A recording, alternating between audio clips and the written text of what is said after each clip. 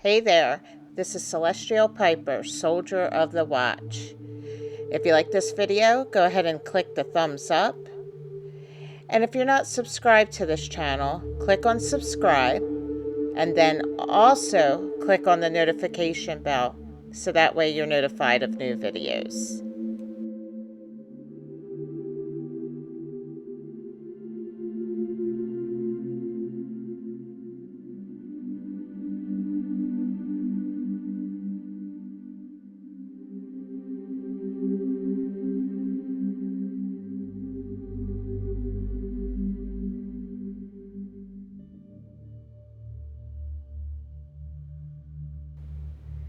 Our brain simulates reality, so our everyday experiences are a form of dreaming, which is to say, they are mental models, simulations, not the things they appear to be. Is everything we know and experience, including reality itself, a simulation created by some unseen entity? The idea of what's called the simulation hypothesis was first posed by Nick Bostrom in 2003. Could the simulation hypothesis be a real thing or just an abstract idea? Let's find out. Let's take a moment and assume that our computers will continue to grow more powerful, efficient, and capable. Sometime in the future, we build some planet-sized computer that's so powerful that it could simulate the entire universe. It could recreate all the physics, chemistry, and biology that we experience here in the natural world. If consciousness is consciousness, regardless if it is an organic brain or digital, then any simulated entities within the computer that gain consciousness will experience a world that is indistinguishable from ours, just like the Matrix. So an article that I'm looking at is from space.com, which I'll put down in the description area of the video. It says that once our descendants build such a computer, they will inevitably create countless simulated beings. I mean, think about that. Just try to count how many creatures in video games have appeared and disappeared since we first developed the technology. Very quickly, the number of simulated conscious brains living in a computer will vastly outnumber the organic brains living in the real universe. This ends up happening. We are left with three possibilities, and this is what they list. 1. Our descendants or other intelligent beings in the universe will never be able to develop the technological ability to faithfully simulate the cosmos. 2. Our descendants or other intelligent beings in the universe will develop the technology but choose not to simulate the cosmos.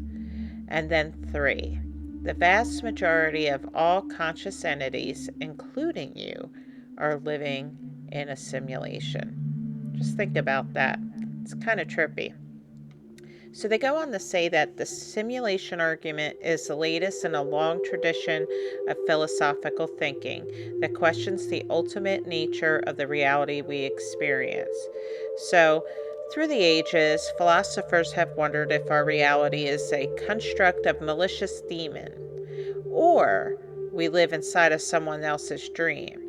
It's the ultimate form of skepticism and is useful to remind ourselves that there are limits to the empirical study of nature. So, what do you think? Do you think that there's no way that computers would ever be or have ever been powerful enough to faithfully simulate the universe, or that advanced civilization will always find it morally reprehensible to simulate consciousness? Or do you think it's all inevitable and we do live in somebody else's simulation of a universe? I take this moment and quote Jordan Maxwell. When you think that you know everything, you know less than nothing. And I'll tell you, That's exactly how I feel when I look down these rabbit holes. So, in the article, there's a section called Resetting the Computer, and it says that perhaps the biggest assumption in the simulation hypothesis is that simulated brains will quickly overwhelm the number of organic brains. I mean, wow, could you imagine that? Assuming that there are no difference between the experiences of simulated and organic consciousness. Another big assumption. This is what allows you to calculate the odds that you live in a simulation. So, in the far future, for example, there could be 99 billion simulated conscious beings for every 1 billion organic ones. That would mean there's a 99% chance that you are among the simulated ones.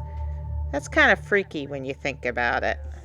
So, according to this article, it says in 2017, Brian Eggleston, an undergraduate systems analysis student at Stanford University, discovered a major flaw in Bostrom's accounting.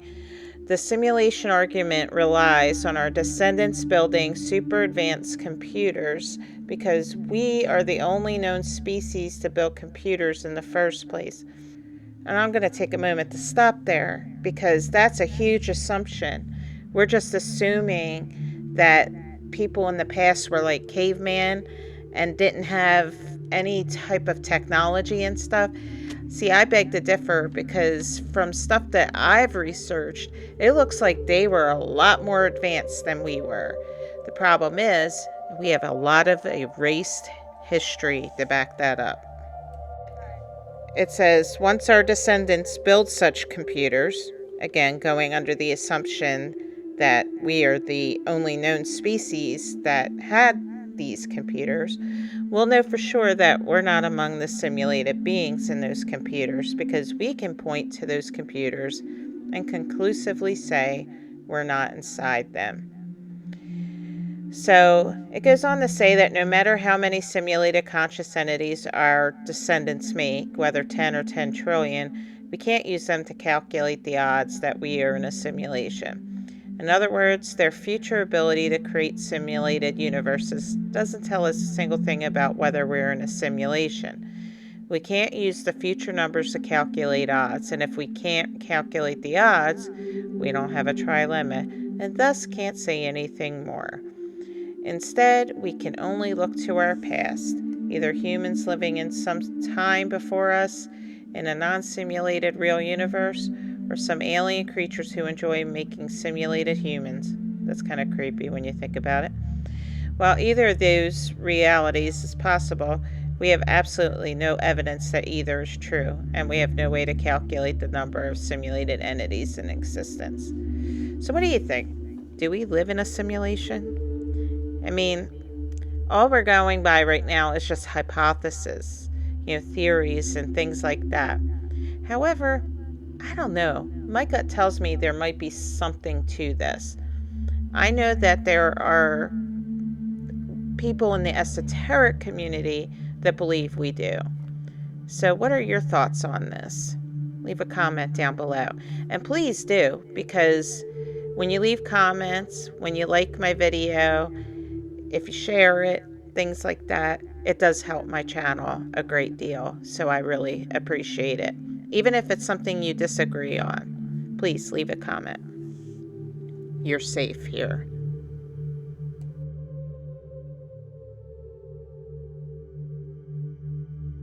Well, that's all for now. Thank you so much, guys. Again, don't forget to hit like, subscribe, and that little notification bell so that way you are notified of new videos. Until we meet again, let your light shine. Peace out.